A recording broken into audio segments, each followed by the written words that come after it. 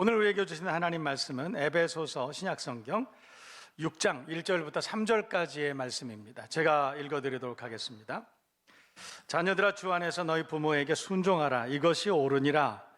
내 아버지와 어머니를 공경하라. 이것은 약속이 있는 첫 계명이니 이로써, 그러니까 부모에게 순종하고 어머니를 공경함으로써 내가 잘되고 땅에서 장수하리라. 아멘. 이게 바로 약속이 있는 계명이라는 거죠. 하나님께서 약속하신 계명인데, 이게 뭐냐면 부모를 공경하고 순종하고 그러면 내가 잘되고 땅에서 장수하리라. 이게 약속이 있는 첫 계명이라 이렇게 말씀하셨습니다. 우리가 세상에 지켜야 될 계명이 참 많은데 그 중에 첫 계명, 정말 우리가 우선적으로 잘 지켜야 되는 것은 부모님께 순종하고 부모님을 공경하라, 그렇다는 것입니다. 오늘 어버이 주일인데 다시 한번 부모님 은혜, 그 사랑, 존경하는 마음 새로워질 수 있는 그런 계기가 되시기를 주님의 이름으로 축복합니다. 부모님 우리가 존경하고 또 우리가 결혼하고 나면 또 부모님이 또 생기죠. 아내의 부모님이 계시고 남편의 부모님이 계시잖아요. 그래서 부모님들이 더 많이 생기게 되고 너무 좋은 축제 같은 그런 날이죠. 부모님들께는 자녀가 또 하나 생기는 것이죠. 참 좋은 날입니다. 그리고 그렇게 돼야 됩니다. 그런데 실제로는 그렇지 않아요. 사람들이 농담으로 그렇게 얘기합니다. 이 세상에서 하나님께서 창세 이래, 인간을 창조하신 이래로 가장 행복한 여자가 누군지 아냐? 여러분 누구겠어요? 세상에 하나님의 인생을 창조하신 이래로 가장 행복한 여자는 누굴까? 누구겠어요? 하와라고 그럽니다. 하와. 이브 하와라고 그러는데 왜 그러냐 그랬더니 시어머니가 안 계셔서. 그러니까 이게 참 블랙 코미디인데, 어떤 사람은 그냥 시자만 들어도 경기를 한다. 나는 예수 믿는 어떤 여집사님은 나는 그래서 시편을 안 읽는다. 그런 분도 계실 정도로 하여튼 뭐 부모님을 존경하고 또 부모님께 순종하고 그래야 되는 문제가 요즘은 상당히 좀 어려워졌습니다. 예전에는 그 대가족 제도 있었습니다. 저 어렸을 때만 해도 동네 이렇게 살펴보면 뭐 6남매, 7남매, 5남매라 그러면 저 집은 왜 이렇게 적지? 이렇게 생각했어요. 6남매, 7남매, 8남매, 뭐 어떤 집은 10공주, 그냥 아들 낳으려고 계속 낳는데 안 된 거예요. 뭐 그런 가정도 있었고 대가족이었습니다. 화목했죠. 가정에 4대가 사는 집들도 적지 않게 우리가 그렇게 볼 수 있었습니다. 그러니까 증조할머니, 증조할아버지라는 말을 우리가 많이 했어요. 고조할머니, 고조할아버지 있었어요. 여러분 기억나세요? 요즘 아이들은 증조할머니 몰라요. 잘 모르죠. 증조할머니가 뭐냐? 고조? 그건 뭐지? 그럽니다. 이전에는 3대, 4대가 같이 살았죠. 그랬는데 지금으로부터 한 30년, 40년 전부터 갑자기 핵가족이라는 단어가 등장을 했습니다. 분열했다 이 말이죠. 그래서 작은 단위로 분열했다. 그래서 이제는 남편과 아내 그리고 아이들 하나 정도 이렇게 사는 가정들이 늘어나기 시작했다. 그러니까 핵가족이 되면서 이전에는 대가족 시대는 같이 살았는데, 그러니까 같이 살았기 때문에 아침에 일어나면 제일 먼저 하는 일이 뭐예요? 문안하는 것입니다.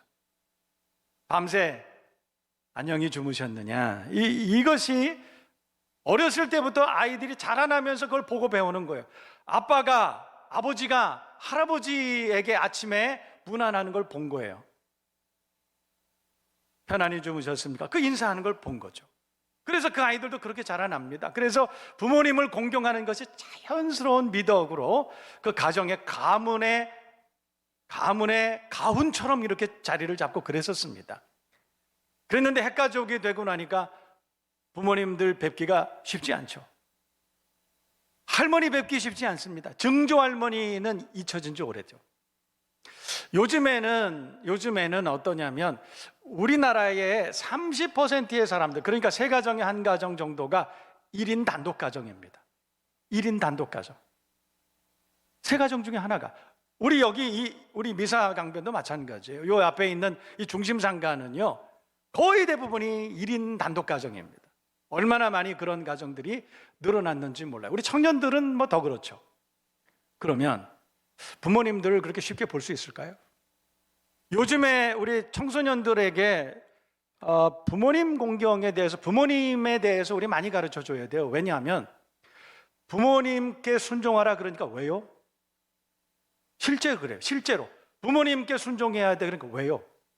왜 순종해야 돼요? 옳은 건 옳은 거고 그런 건 그런 거고 아닌 건 아닌 거지 왜 부모님은 무조건 순종해야 돼요? 실제로 그렇게 얘기합니다. 참 어이없는, 우리 세대로 볼 때는 참 어이없는 그런 세대죠. 사실은 그 책임이 우리한테 있어요. 우리가 우리 부모님들을 공경하는 모습을 안 보여줬기 때문에, 못 보여줬기 때문에 그런 것 아닐까요? 제가 얼마 전인데, 작년인가 재작년인가 어디 이렇게 봄쯤에 석촌호수인가요? 어딘가, 제가 어딘가를 걸어가고 있었는데 앞에 초등학교 한 4, 5학년 되는 애하고 그 엄마 아빠 되는 애, 그 부모하고 셋이 걸어가는데 제가 뒤를 걸어가고 있었는데 우연찮게 대화를 들었어요. 근데 그 아이가 자기 집에 지금 할아버지 할머니가 와 계신 것 같아. 어쩌다 시골에서. 얘가 여기서 불평을 하는데 왜 할머니 할아버지는 자기 집에 있는데 안 가느냐는 거예요. 자기 집에 있는데 왜 안 가느냐고. 그러면 여러분 어떻게 하시겠어요? 부모님들이 좀 잘 가르쳐야 되지 않을까요? 그런데 부모님들이 가면서 그러게 말이다. 왜 안 가시는지 모르겠어요. 좀 빨리 가셨으면 좋겠는데. 불편하지? 저는 그 대화를 들으면서 큰일 났다 이거. 큰일 났다. 어떤 집에서 젊은 남편과 아내가 그 대화를 하는데 아내가 남편에게 얘기합니다. 요즘 여러분 가정마다 서열 얘기 좀 많이 하지 않습니까? 몇 번이냐? 몇 위냐? 그래서 아내가 물어본 거예요. 여보, 우리 집에서 서열을 매기자면 1번이 누구야? 그랬더니 딱 쳐다보더니 자기지. 무슨 자기는 무슨 자기예요? 자기지. 2번은 우리 딸내미지. 3번은 자기같이 이렇게 예쁜 아내를 주신 장모님이시지. 4번은 강아지. 5번은 우리 엄마. 근데 그 얘기를 방문 밖에서 어머니가 들으신 거예요. 다음 날 아침에 식탁 위에 쪽지 하나가 있습니다. 며느리가 와서 이렇게 읽어봤더니 1번 보아라, 5번 경로당 갔다 오마. 어떻게 부모님이 5번이 될 수 있어요? 언제부터 5번이 됐습니까? 여러분 지금 웃었잖아요. 지금 우리가 다 웃었는데 실제로 우리가 웃을 일일까요 이게? 여러분들 마음속에 여러분의 부모님들은 몇 번입니까? 솔직히 여러분 부모님의 서열은 몇입니까 도대체? 혹시 강아지 뒤에 있는 건 아니에요? 여러분들 휴가를 보내고 좋은 곳에 놀러도 가고 꽃 구경도 좀 가고 그럴 때 제일 먼저 우선순위로 따져서 제일 먼저 이렇게 차곡차곡 우리가 정리를 해서 좀 고려한다면 누구부터 고려하시겠어요? 여러분들의 부모님들은 몇 위입니까? 그걸 제가 한번 물어보고 싶어요. 우리는 웃잖아요. 그런데 사실은 그게 우리들의 모습, 우리들의 사실, 우리들의 지금 이야기입니다. 효를 한다는 것은 쉽지 않죠. 그래서 성경은 공경하라. 얼마나 우리가 효를 하지 않으면, 얼마나 우리가 효를 할 수 없는 존재면 도대체 효를 하면 보상을 하신다는 말씀을 하실까? 여러분 효를 하는 건 당연한 거 아니에요? 보상을 우리가 받지 못한다 할지라도 효를 하는 건 그냥 당연한 것 아닙니까? 부모님은 나의 근본이시니까. 그렇잖아요. 부모님은 나의 근본이시잖아요. 나의 시작이시잖아요. 당연히 그래야 되는 거잖아요. 우리가 땅에서 잘 되고 장수하고 하나님께서 우리를 보상하지 않으신다 하더라도 우리가 그냥 효를 하는 건 당연한 것 아니에요? 그런데 오죽하면 부모를 순종하라, 공경하라, 그리하면 잘 되고 땅에서 장수하리라, 그런 보상까지 말씀하셨을까 생각을 해보니까 참 씁쓸한 생각이 듭니다. 여러분 오늘 어버이 주일을 맞이해서 우리가 정말 부모님들을 우리가 진심으로 존경하고 진심으로 순종하는 그런 부모님들, 그런 저와 여러분들 자녀들 세대가 다 되시기를 주님의 이름으로 축복합니다. 그런 가정이 복됩니다. 그런 가정이 평안한 것입니다. 여러분, 효도는 구호가 아니죠. 효도는 개념으로 끝나는 것이 아니에요. 효도는 실천 강령입니다. 그러니까 효도는 실천하지 않으면 아무 의미가 없는 것이라는 거예요. 효도라고 하는 것은 아무리 우리가 소리를 질러도 안 돼. 그거는 효도는 실천하지 않으면 아무런 의미가 없는 거예요. 그래서 오늘 저는 이 성경 말씀을 우리가 수도 없이 읽었는데, 그렇다면 도대체 우리가 실천적으로 어떻게 효도해야 되느냐, 먼저 우리가 함께 살펴볼 수 있기를 바라요. 첫 번째는 1절 한번 볼까요? 자녀들아, 주 안에서 너희 부모에게 어떻게 하라 그래요? 순종하라, 순종하라. 사실 우리 부모님들은 우리보다 더 많이 배우신 부모님들은 많지 않아요. 물론 정말 공부 많이 하신 부모님들도 계신데, 그러나 대부분은 그렇지 못합니다. 예전에 우리 부모님들은 저 일제시대 때 소학교 다니시고 그게 다인 부모님들도 계시고 그래요. 그래서 지식이나 경험이나 문화 이런 면에서 자녀들 세대를 도저히 따라갈 수 없는 그런 부모님들도 계세요. 그렇지만 여러분, 우리가 살아가는 우리의 인생이 정말 높은 수준의 인생을 살아가는 것이 지식이나 학위로 이것이 구분이 될 수 있나요? 얼마나 많이 알고 있느냐, 얼마나 교양이 있느냐로 우리가 인생의 수준을 구분합니까? 그렇지 않다고 생각합니다. 여러분, 공부는요, 제가 공부 많이 하신 분들한테는 죄송한 말씀이지만 3년, 5년이면 학위 하나씩 받아요. 한 10년 공부하면요, 학위는 그냥 모자는 대여섯 개 쓸 수 있습니다. 그런데 여러분, 인생을 살아가는 인생 학위는 쉬운 것이 아니에요. 그것이 수십 년 동안 그 모진 인생을 사시면서 그 인생 대학을, 광야 대학을 그렇게 졸업하시면서 수도 없는 학위를 가지고 계신 부모님들은 따라갈 수가 없는 거예요. 그래서 자녀들은 무조건 부모에게 순종해야 됩니다. 자기 생각이나 자기 지식이나 자기 논리로 이건 합당치 않아, 그래도 부모님 말씀은 순종해야 되는 거예요. 부모님의 삶은 그렇게 호락호락하지 않았습니다. 부모님의 삶은 여러분, 저와 여러분들이 생각하는 만큼 그렇게 미련스러운 인생이 아니었습니다. 그 인생을 사시면서 자녀들에게 교훈하는 것이죠. 그래서 부모님들에게 순종해야 돼요. 성경 마가복음 11장에는 기도에 대한 교훈이 있습니다. 이런 말씀이죠. 너희가 악할지라도 아무리 내가 나쁜 사람이라도 자식에게는 좋은 것을 줄 줄 알거든. 그러니까 부모님들이 자식에게 교훈하는 것은 나쁜 것을 주는 적이 없어요. 그래서 옛말에도 부모님 말씀 잘 들어서 안 되는 자식 없다, 이런 말 있잖아요.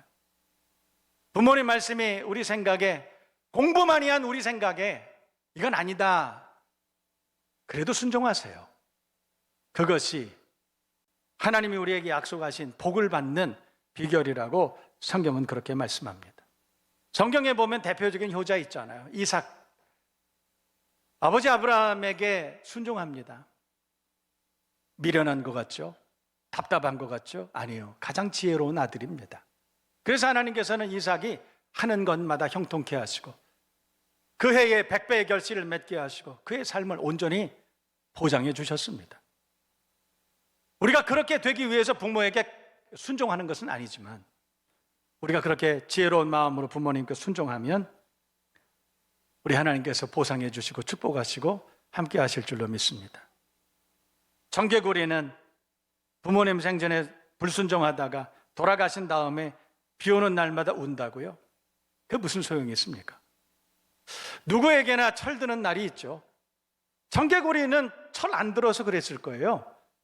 그러다 누구에게나 다 철드는 날이 옵니다. 남편으로서의 철드는 날도 오고요, 부모로서, 아빠로서 철드는 날도 오고요, 자녀로서 철드는 날도 와요. 근데 그게 늦으면 얼마나 아쉬운지 몰라요. 부모님 돌아가신 다음에 철들면 뭐 합니까? 그렇잖아요. 부모님 생전에 순종할 수 있는 철든 자녀들이 다 되실 수 있기를 바랍니다. 두 번째로는 2절 말씀인데 함께 보실까요? 내 아버지와 어머니를 공경하라. 이것이 약속에 있는 첫 계명이라.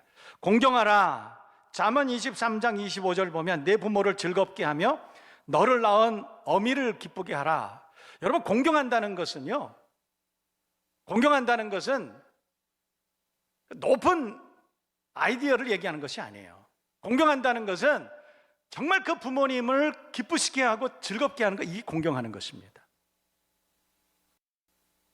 그래서 진짜 효자들은 부모님 즐겁게 하고 부모님 기쁘시게 하는 일에 아주 신경을 많이 씁니다. 어떻게 하면 연세 드신 연로하신 우리 부모님 즐거우실까? 어떻게 하면 기쁘실까? 그거를 많이 고민하죠.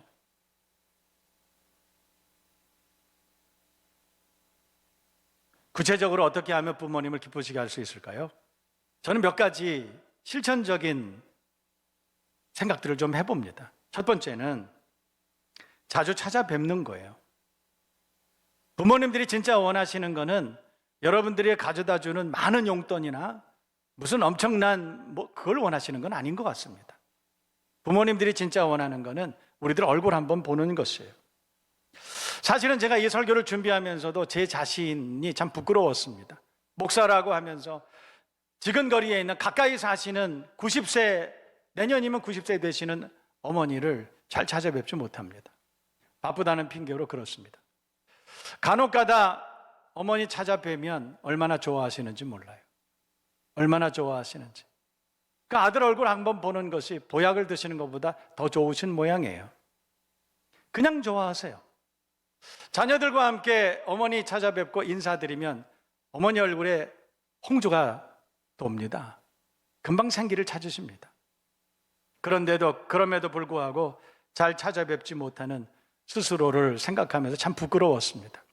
언젠가 한번 쉬는 날에 어머니 모시고 식사를 한 적이 있습니다. 식사를 마치고 돌아가는데 제가 어머니 뒤를 따라가고 있었는데 그 휘어진 등을 제가 보면서 참 마음이 불편했습니다. 자식들과 함께 식사하시고 헤어지는 것이 너무 안타까워서 구부러진 허리로 손들어 흔들어 주시는 그 미소진 어머니의 얼굴이 얼마나 안쓰럽고 가슴이 찡했는지 몰라요. 이렇게 좋아하시는데 좀 자주 찾아뵀으면 좋았을 텐데. 목회자라고 하면서 바쁘다. 그래서 찾아뵙지 못하는 제 자신이 죄송할 뿐이었습니다. 할 수만 있으면 여러분 자주 찾아뵙는 그런 자녀들 되시기를 주님의 이름으로 축복합니다. 세 번째는 대화를 좀 자주 나누셔요. 요즘에 스마트폰이 있어가지고 어딜 가든지 쉽게 우리가 접촉할 수 있습니다. 친구들하고는 수도 없이 통화를 하고 자녀들과는 하루에도 몇 번씩 수도 없이 통화를 하고 메시지를 보내고 그렇게 하면서 부모님들과 통화하는 것은 인색한 그런 우리 자신을 발견하게 됩니다. 연세 드시면 말씀하실 때 자꾸 같은 말씀을 되풀이하세요. 왜냐하면 뇌세포가 많이 약해졌기 때문에 그렇습니다. 그럴 수밖에 없죠. 그런데 왜 같은 얘기 자꾸 하시느냐? 연세 드신 부모님에게 핀잔 주고 귀찮다. 그런 자녀들이 있어요. 여러분, 그 부모님이 우리들 말도 안 되는 투정을 부릴 때 우리들 기저귀 갈아주시고 다 치워주시고 눈물 닦아주시고 그렇게 키우셨습니다. 말도 안 되는 때를 쓸 때 그거 다 받아주신 부모님이시잖아요. 그런데 이제는 그게 싫다는 거예요. 생각해보면 어이가 없습니다. 부모님, 연세 드신 부모님과 대화를 나누는 것, 그거 참 큰 효도입니다. 잘 들어주세요. 그러면 행복해 하십니다.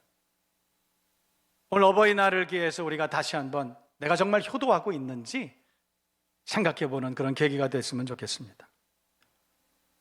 세 번째로는 참 중요한데 부모님의 필요를 채워드리는 것이죠. 어떤 조사에서 한번 이렇게 보니까 부모님들이 기대하시는 것 중에 하나가 용돈이시더군요. 용돈 드려야 됩니다. 부모님들이 여러분 우리가 자라날 때 용돈 주셨잖아요. 발품 파시면서 머리에 수건 다 동이시고 어떻게 해서라도 우리 학교 보내셨잖아요. 여러분 우리가 그 부모님들한테 용돈 드리는 게 당연한 것 아닙니까? 할 수 있으면 최선을 다하는 거 아니에요? 왜냐하면 부모님들은 우리한테 최선을 다하셨으니까. 우리도 최선을 다해서 용돈 드리는 거 아니에요? 그저 형식적으로 얼마 이렇게 마지못해서 그러는 것이 아니라 최선을 다해서. 그런데 여러분 그 부모님 연세 많으신 부모님들이 그 용돈 받으시면 뭐 하실까요? 그럼 뭐 하시겠어요? 뭐 좋은 옷, 명품 옷 사가지고 그 연세가 90이 다 된 노인이 그거 쓰시겠습니까? 어디 가가지고 맛있는 건 막 드시고 그러실까요? 아니에요. 그렇지 않습니다. 연세 70, 80 넘으시면 그 돈 쓸 힘도 없어요, 여러분. 그 돈 다 여러분의 자녀들 위해서 쓰시는 거예요. 경로당 여러분 가보셨습니까? 노인정 가보셨어요? 어깨를 딱 펴고 목소리에 힘이 들어간 어르신들 계세요. 가만히 얘기 들어보면 자식 자랑을 그렇게 하는 거예요. 우리 아이가 용돈 줬다는 거예요. 얼마나 드렸으면 그렇게 자랑할까요? 뭐 큰 돈 드렸을까요? 아니에요. 그렇지 않아요. 부모님들 좀 힘나게 하세요. 그러면 오늘 성경은 우리가 잘 되고 땅에서 장수하리라. 부모님들에게 효도하는 거 당연한데 그래도 그런 효도를 하면 하나님께서 보상해 주시겠다. 그렇게 말씀하셨지 않습니까? 네 번째로는 외모를 잘 가꿔드려야 됩니다. 여러분 연세 많이 드시면 순환이 잘 안 되세요. 우리 몸에 개들이 있잖아요. 무슨 선들이 있잖아요. 뭐 갑상선 무슨 선들이 있잖아요. 이게 순환이 잘 안 돼요. 그러니까 식사를 하셔도 소화도 잘 안 되실 수도 있고 몸에서 냄새가 좀 나실 수도 있고 그렇잖아요. 그래서 잘 가꿔드려야 됩니다. 목욕탕도 좀 모시고 가서 등도 좀 밀어드리고요. 화려한 색깔의 좀 옷도 좀 사서 입혀드리고요. 잘 가꿔드려야 됩니다. 미장원도 좀 자주 모시고 가고 좀 그래야 되지 않을까요? 그게 당연한 것 아닙니까? 저는 이 말씀을 준비하면서 그런 생각이 들었어요. 그거보다 진짜 효도는 우리 부모님들 예수 믿게 하는 것이다. 왜 제가 그런 생각을 했냐면 성경은 인생이 뭐냐 이렇게 물어보면 수고와 슬픔뿐이라. 우리가 살아가는 인생은 눈물 골짜기를 지나가는 것입니다. 사망의 음침한 골짜기를 지나가고 쉬운 인생이 하나도 없어요. 광풍에 있는 항해를 항해하는 것과 같은 그것이 인생이에요. 눈물겨운 삶이죠. 다 나면서부터 우리의 인생은 쉽지 않아요. 그런데 어렸을 때 부모님 품 안에 있을 때 눈물은 누가 닦아줍니까? 사실은 우리 부모님들이 우리 부모님 품 안에 있는 자녀들의 눈물을 닦아주시고 자녀들이 흘려야 되는 눈물 부모님들이 다 대신 흘려주시잖아요. 그런데 부모님을 그 품을 떠난 자식들은요 그때부터 아무도 눈물을 닦아주는 사람이 없어요. 이제는 자기의 인생 자기가 해결해야 되죠. 초등학교를 다니고 중학교를 다니고 눈물 흘릴 일 많아요. 눈물겨운 전쟁 같은 인생을 살아가죠. 누가 닦아줘요? 성경은 아무도 그 눈물을 닦아줄 수 없다. 그러다가 부모가 되고 그러다가 연세 많아 늙어지는 것이죠. 우리 부모님들의 인생도 마찬가지로 눈물겨운 인생입니다. 누가 닦아줘요? 세상에 자기도 자기 자신의 눈물을 닦아줄 수가 없어요.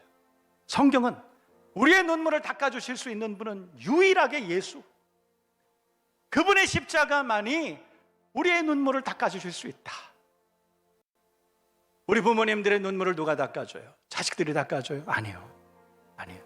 그렇지 않아요. 오직 예수님만이 우리 부모님들의 그 굴곡진 인생의 눈물을 닦아주실 수 있어요. 그래서 부모님들을 위한 진짜 효도가 뭐냐? 예수 믿게 하는 것 아닐까요? 오늘은 어버이날입니다. 어버이 주일입니다.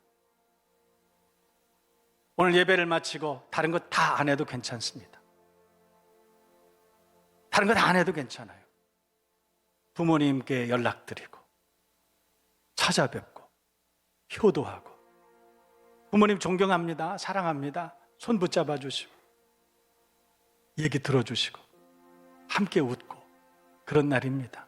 오늘만이라도 그렇게 하십시다. 그래서 복을 받는 저와 여러분의 가정 가문이 되시기를 주님의 이름으로 축복합니다.